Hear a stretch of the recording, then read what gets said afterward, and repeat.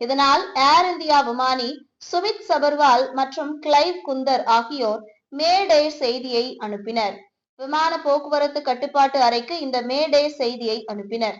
Radio தொலைத்தொடர்பு மூலம் செய்தி அனுப்பப்பட்டது. விமான போக்குவரத்து கட்டுப்பாட்டு அறை உடனடியாக செயல்பட்டது. ஆனால் அதற்குள் விமானம் விபத்துக்குள்ளானது. மேடே என்பது அவசர சூழ்நிலையில் பயன்படுத்தப்படும் செய்தி. முக்கியமாக விமானம் மற்றும் கப்பலில் இந்த செய்தி பயன்படுத்தப்படுகிறது. இது மிகவும் அவசரமான சூழ்நிலை அல்லது நிலைமை கைமீறி செல்லும் போது பயன்படுத்தப்படும் நிலையான செய்தி.